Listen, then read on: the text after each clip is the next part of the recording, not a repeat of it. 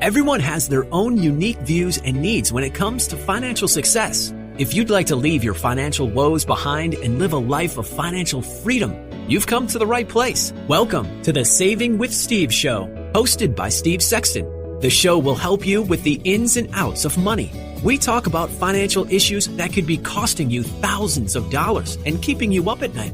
We talk about money, tax reduction, saving more, spending less, 401ks, risk management, retirement, and everything under the sun that relates to you having a healthier, happy relationship with money. Now, here is your host of Saving with Steve, Steve Sexton, on UK Health Radio. Hello, welcome to the Saving with Steve show, where we talk about the ins and outs of money, pretty much everything under the sun that relates to you having a happier, healthier relationship with money. My name is Steve Sexton. I want to thank you for joining us today. We've got one heck of a show, but first I want to thank you for sharing with your friends, your family, your associates. We have well over 600,000 listeners, not only here in the United States, but abroad. We're really excited that things keep expanding. You know what? Last week, we have Helen Hoisra to help us with a successful career change, especially nowadays with 3% unemployment, the great resignation. People have a bigger and better opportunity to find a new career, a new job, and Helen's going to help you get there. And if you want to check out her or any other of our other 82 episodes, all you have to do is go to savingwithsteve.us. That's savingwithsteve.us.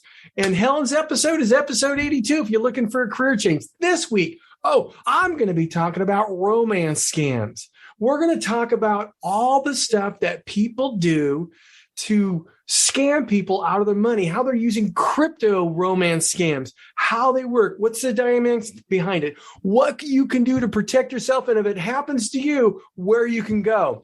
Now, for today's show, we've got a topic that, we've had so many of the lovely ladies just email in and say, hey, with inflation and everything, we're trying to figure out how we can be healthy on a budget. And we have the perfect guest here today, Patricia Kolesa. She's here. She's a registered nurse, dietitian. She's based out of New Jersey. She's got a bachelor's degree in nutrition, dietetics at Rutgers University. Obviously got biology, psychology, so she can help you get into the psychology behind it. But you know what? She has worked with multiple entrepreneurs. She has worked with most notably the United States rowing team, weight loss surgery, diabetes, weight management, cardiovascular disease, renal disease, and recently geriatrics. Now, that means she knows a lot of stuff, and she has a wonderful background to create the foundation of the information she's going to provide you. So you really want to sit and listen. If you got a pen, write this stuff down because it's going to make a big difference. And with that, I want to introduce you to Patricia Kolesa, and thank you for joining the show, Patricia. Anytime, Steve. Thanks for having me. You know what?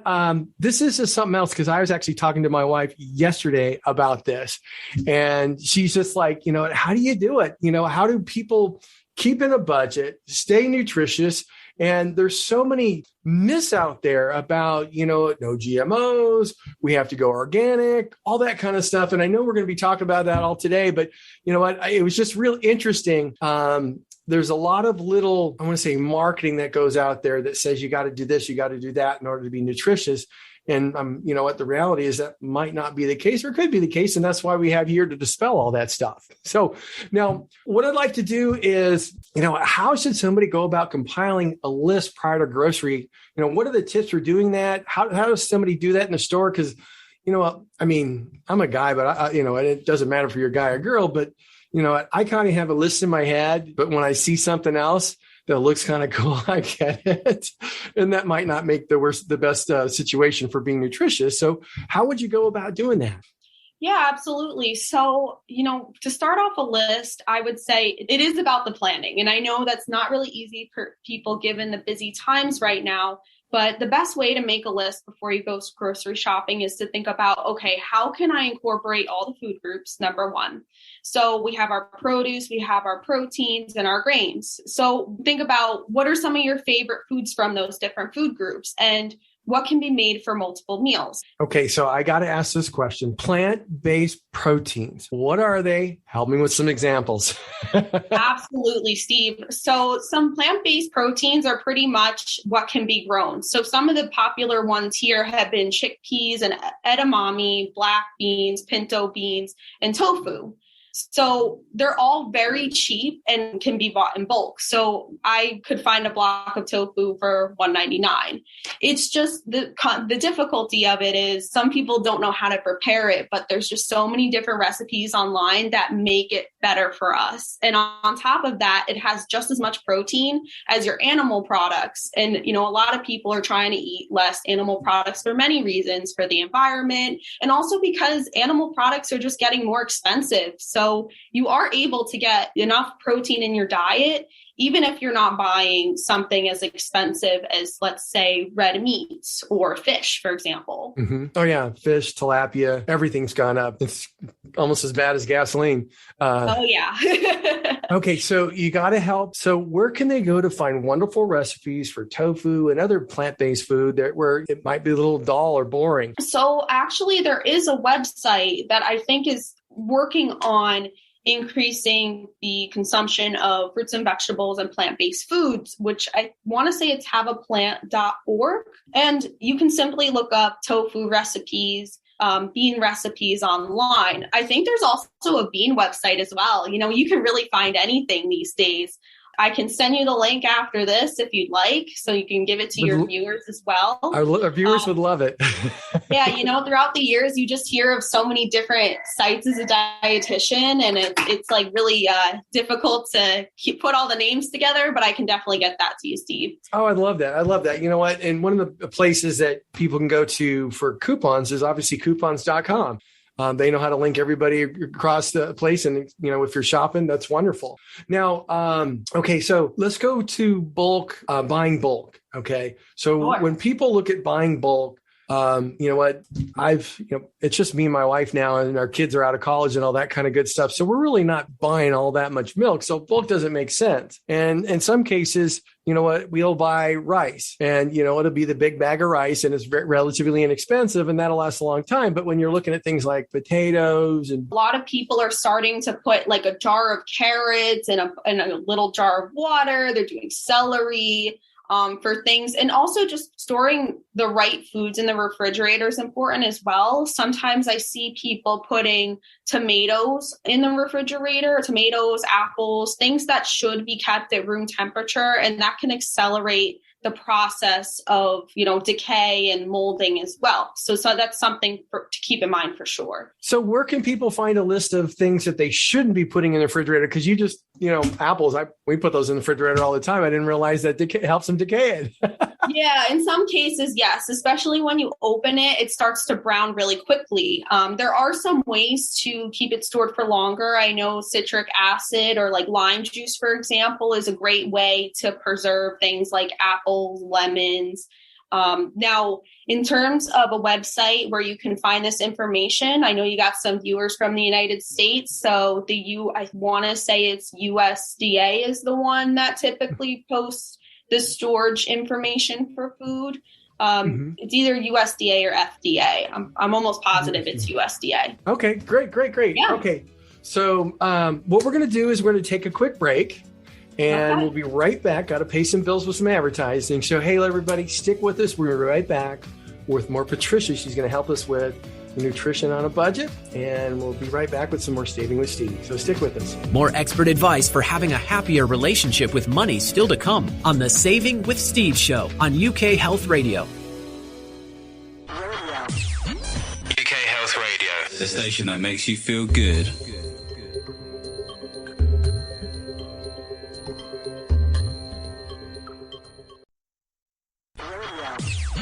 UK Health Radio, the station that makes you feel good.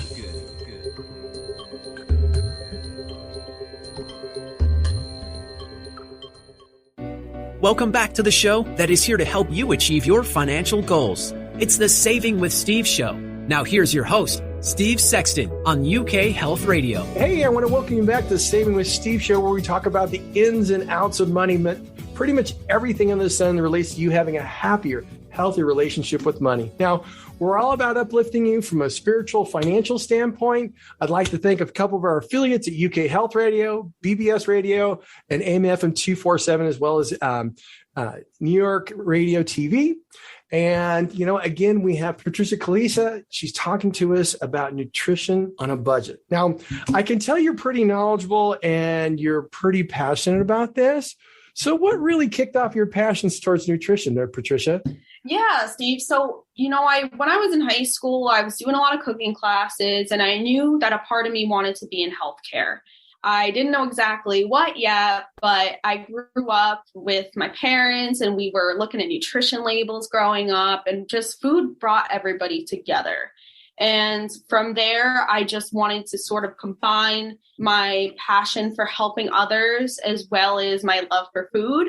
And that's how I decided to become a dietitian and get where I am today. That's wonderful. I love that. Now, hey, let's start getting into the myths, okay? Sure. There's so many people that I've talked to that only do organic, only fresh, and they have, I don't think, any idea. They've just been listening to people online talk about being organic and fresh food, and they only eat, that's the only thing they eat. So right. I would love for you to just take a moment and kind of dispel some of the myths, some of the rumors, just so people can realize, oh my God, I didn't realize that. So I love this part because it's like the aha moment part. Yeah. And this is like one of my favorite things to talk about, Steve. I want to start by saying that nutrition is very individualized, and nutrition is very gray, which a lot of people don't like to hear because we want a straight answer, especially today. And nutrition is going to look different for everybody. So with regards to keeping foods fresh and trying to be organic, these can be really great if you're able to afford them. But in some cases, especially today, we're trying to figure out how to save money. So sometimes the organic foods aren't as necessary, and the priority is really just to make sure that you're having balanced meals as often as possible, and that your meal planning and that your eating habits are sustainable for you. Because oftentimes when we get into this whirlwind of meal planning and trying to be nutritious, we can get stressed out easily because, like you said, there is a lot of information online and there's a lot of different things that people are saying. So my best advice, I always say, try to talk to dietitians, and they can create specific meal plans that work well for you. They can give you simple advice. And, the thing I love about our field is we're always focusing on the person. And yes, we do talk a lot about food and we talk a lot about exercise. That's understood. But we do acknowledge your stress levels. We acknowledge the environment that you're in. Are you close to a grocery store, and do you have food available to you? So, health is becoming very integrative. And I think that's something that's really going to come out in the future as well, outside of the dieting and all these different things. Okay. So here's an interesting thing. When we were out with a bunch of friends over the weekend, I told them they'd asked me, who are you interviewing this week? And it was interesting. The topic came up of the different diets that they've been on.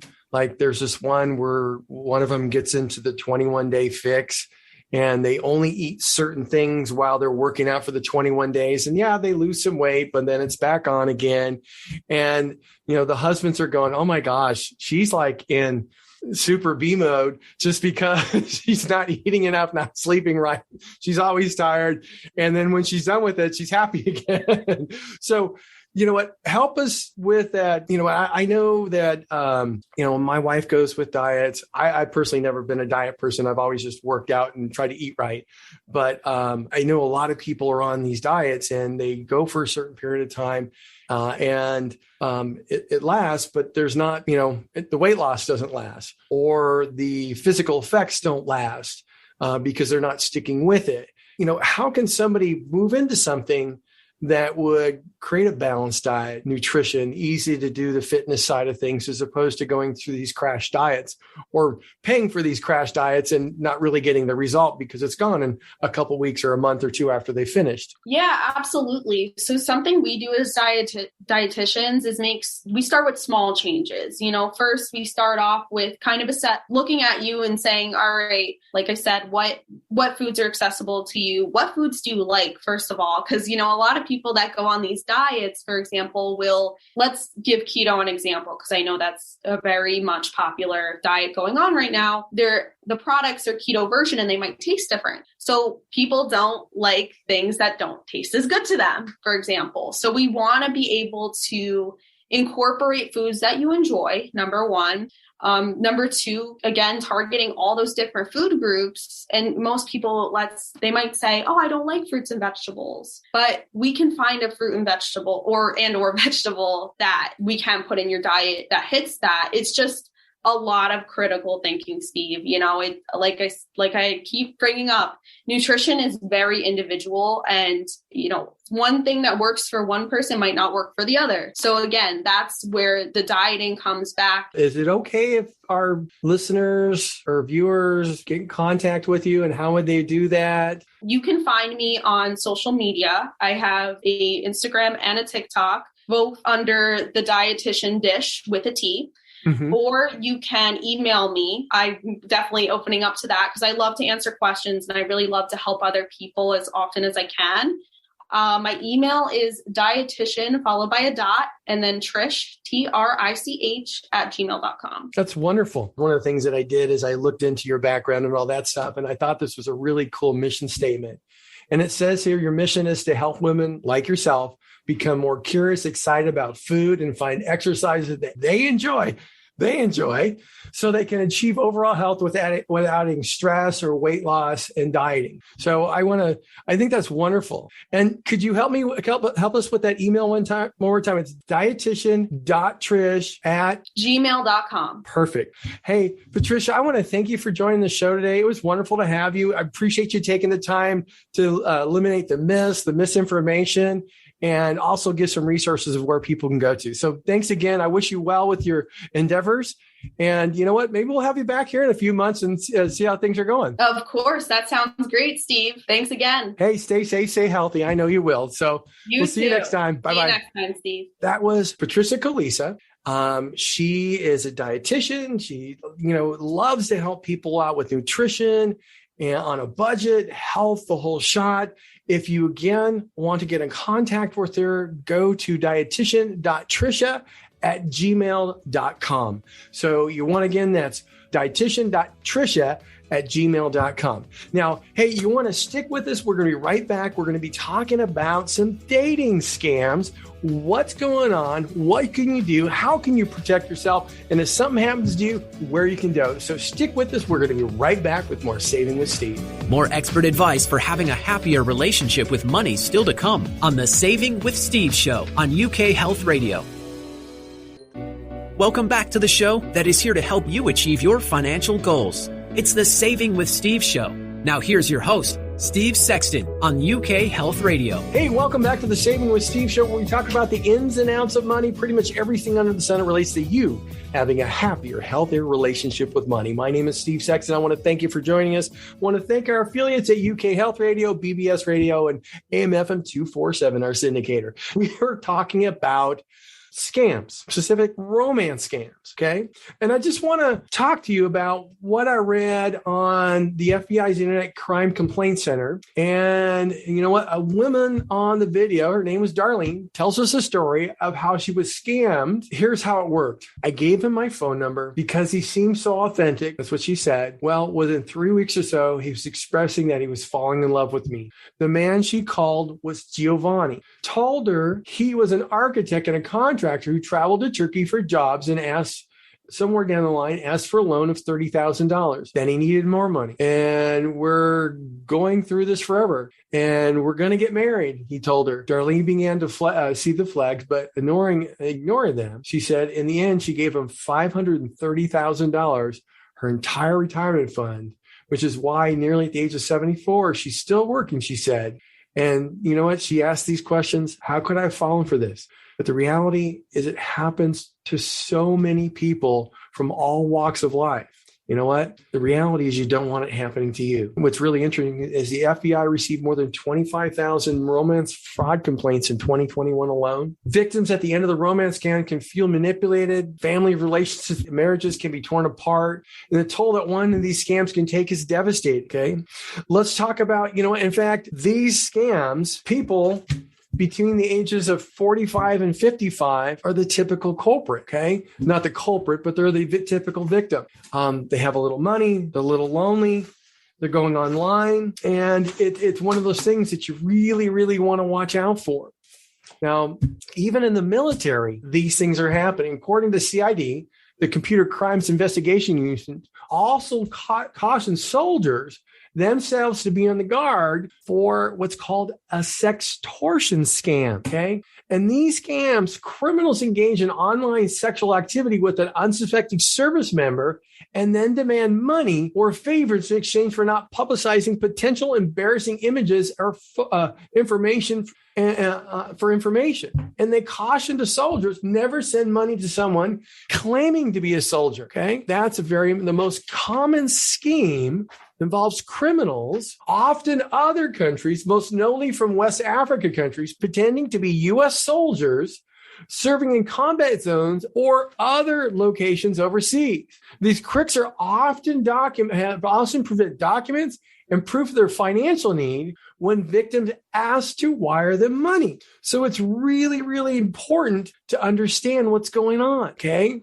Now, the FBI outlined the anatomy of a cryptocurrency investment scam. This is the way it works.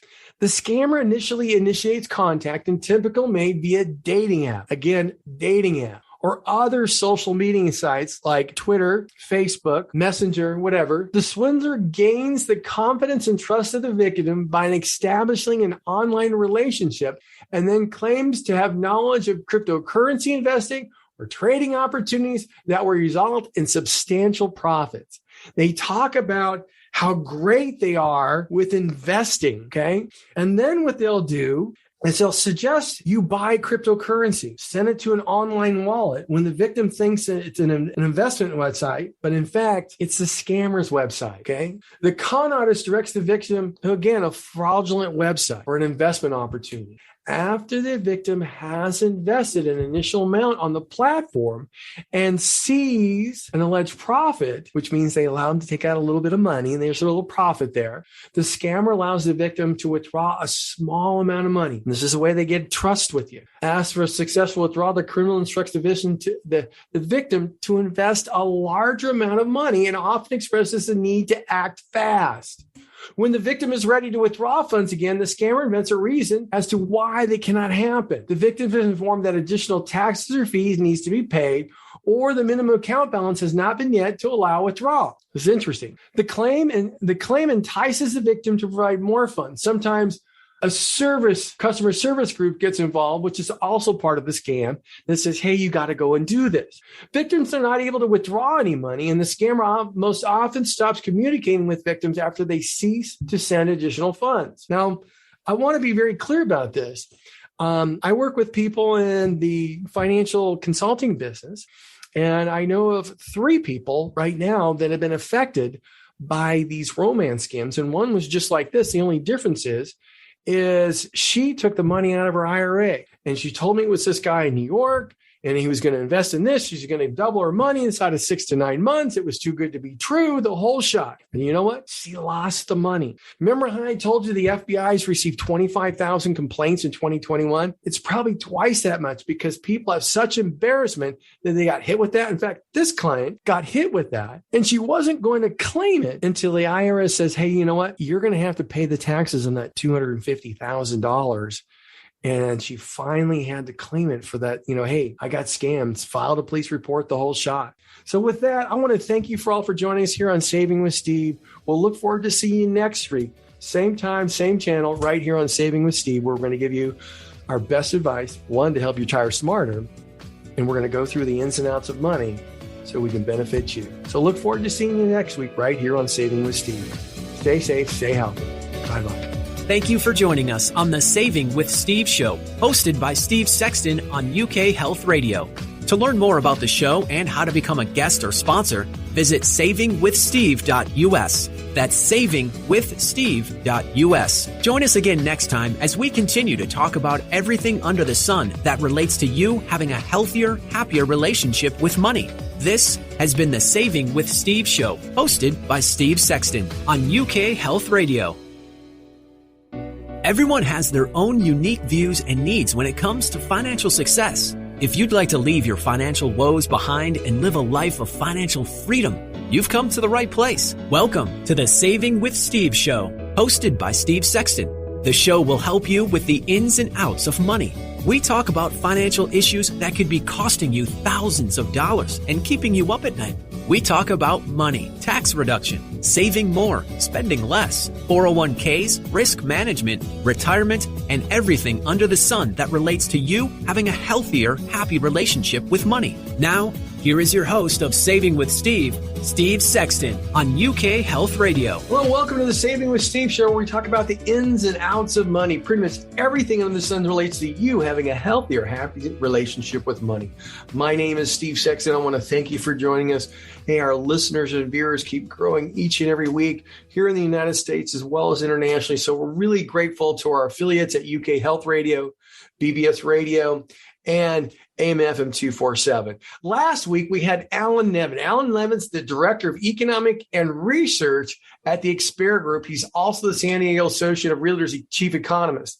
He's educated us on what's happening economically, about rising inflation, increased gas prices, housing interest rates, what we can do and what will happen in the coming months. If you're worried about selling your house and having the prices go down or buying it and all that stuff, you really want to go check out that episode. If you'd like to see it or hear the episode, all you need to do is go to savingwithsteve.us and check out episode number 80. Now, this week, we've had a lot of viewers come in and say, hey, what's this retirement savers credit? So I'm going to go over that today.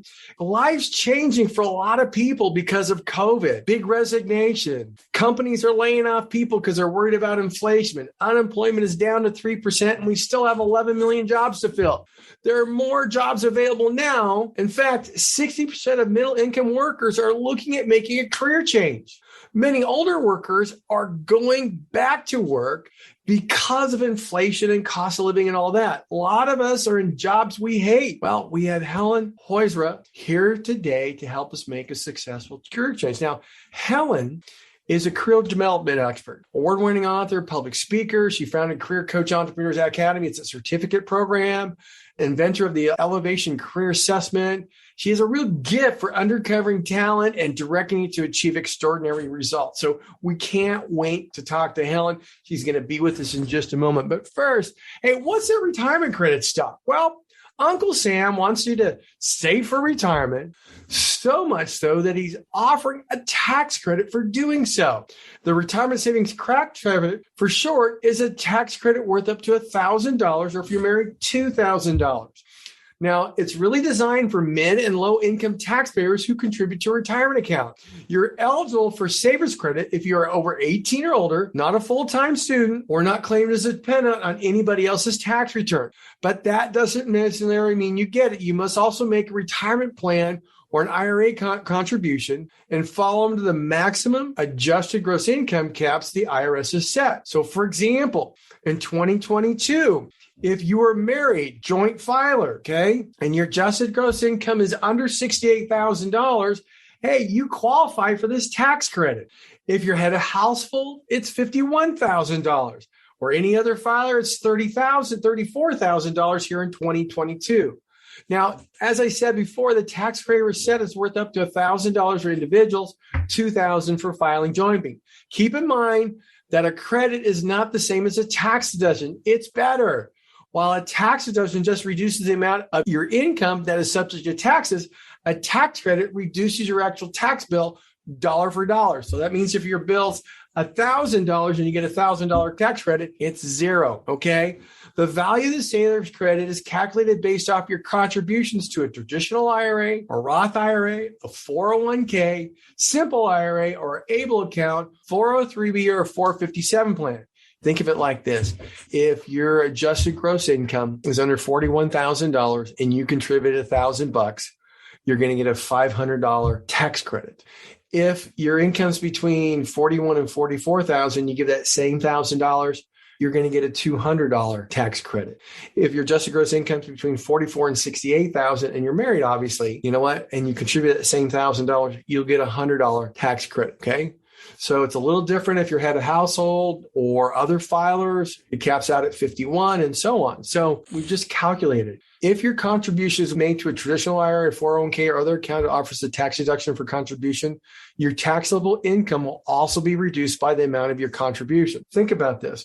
If you're contributing $1,000 and your adjusted gross income is $40,000, you'll be taxed on $39,000. On top of that, with the tax savers credit, if you contribute that $1,000, you're going to get $500 in a tax credit, which is significant because you're like getting a double bump here. So it's really important you understand these rules, because if you fit the guidelines, this could make a big difference to you. I already know some people right now that are eligible for this tax savers credit. And quite frankly, they're going to be in a position, because they're married, to actually get $2,000 tax credit. For them, that's an extra $2,000 that they're going to get back on their tax return. So what you want to do is you want to talk to your financial advisor, your CPA, and see how it makes sense for you. Now, you want to stick with us. We've got Helen Horziga who's going to help us with career changes. You don't want to miss this, because it's going to make a difference in your life. Stick with us. We're going to right back here on Saving with Steve. More expert advice for having a happier relationship with money still to come on the Saving with Steve show on UK Health Radio. Welcome back to the show that is here to help you achieve your financial goals. It's the Saving with Steve show. Now here's your host, Steve Sexton on UK Health Radio. Hey everybody, welcome back to the Saving with Steve show, where we talk about the ins and outs of money, pretty much everything in the sun that relates to you having a healthier, happier relationship with money. Now, I want to thank our affiliates, UK Health Radio, BBS Radio, AM/FM 247, for distributing our show around the United States as well as the world.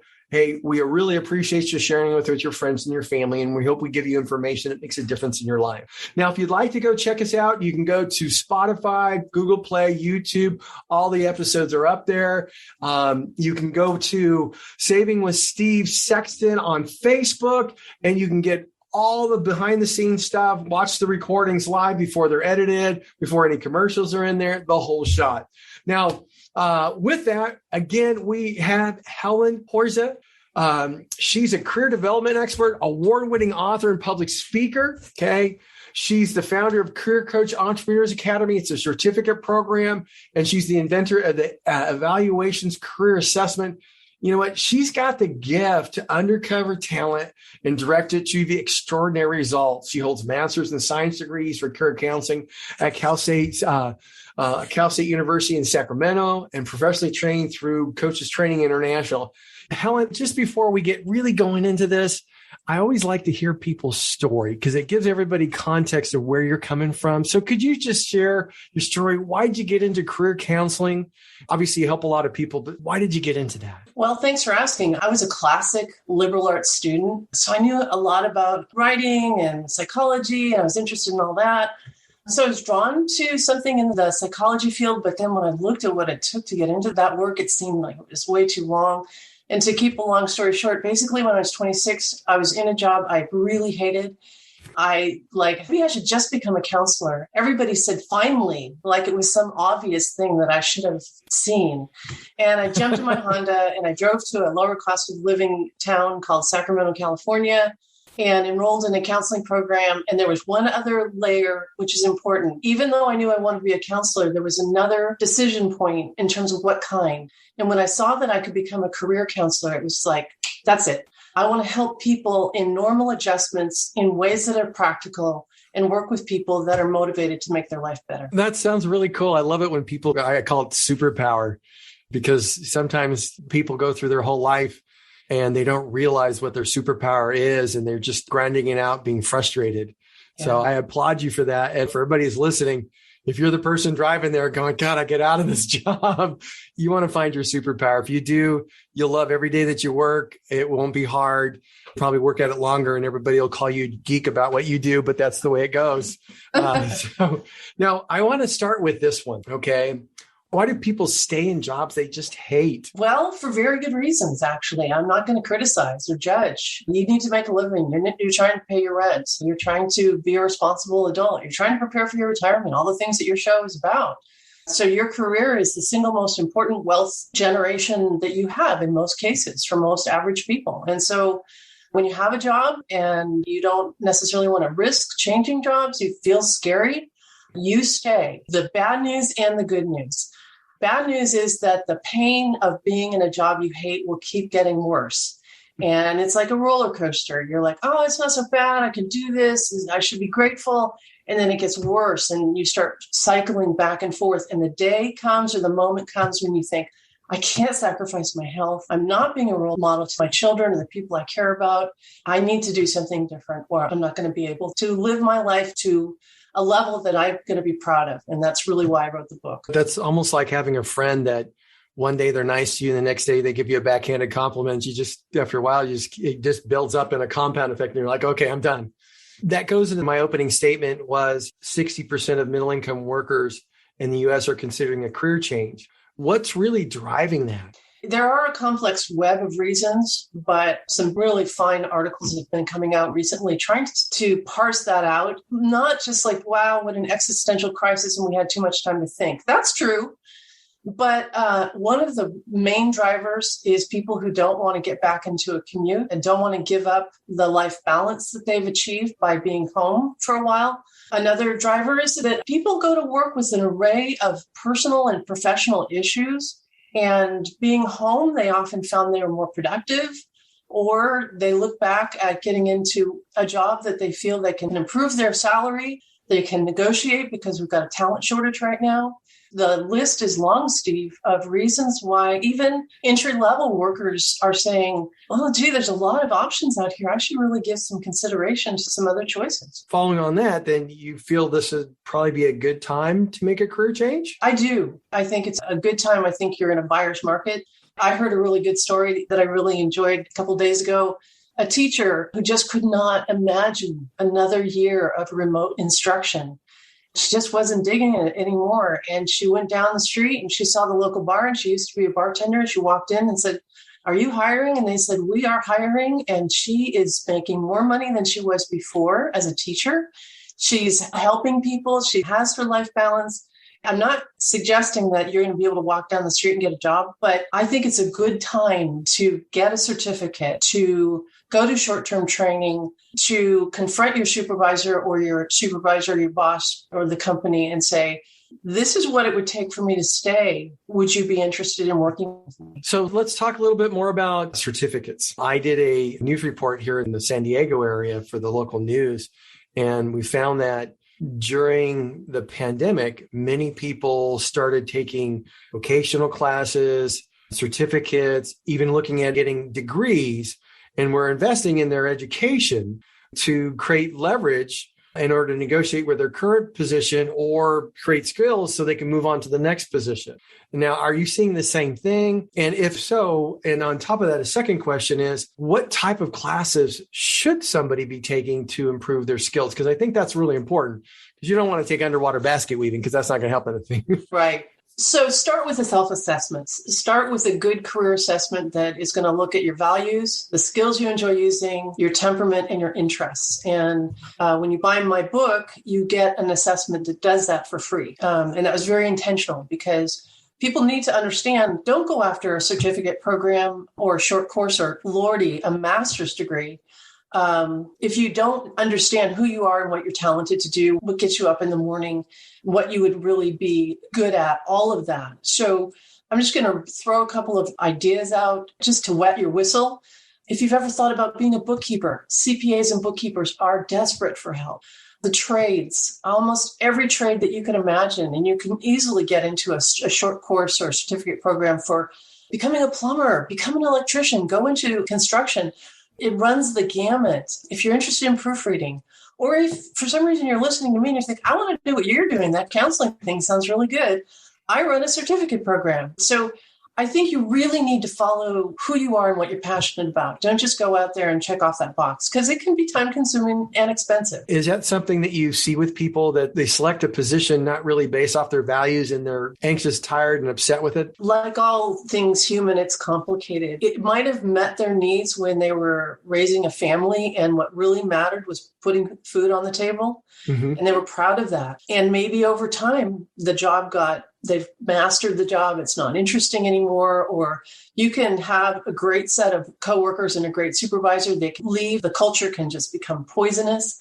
And people get tired. We're going to take a quick little break. When we come back, I want to talk to you about what the steps somebody needs to make to create a successful career change.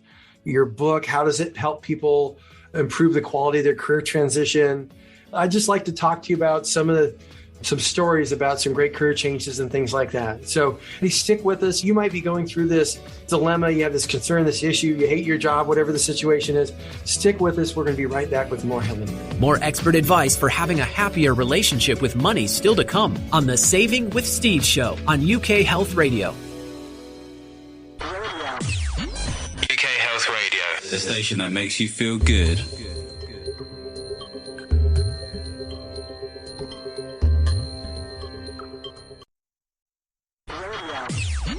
UK Health Radio, the station that makes you feel good.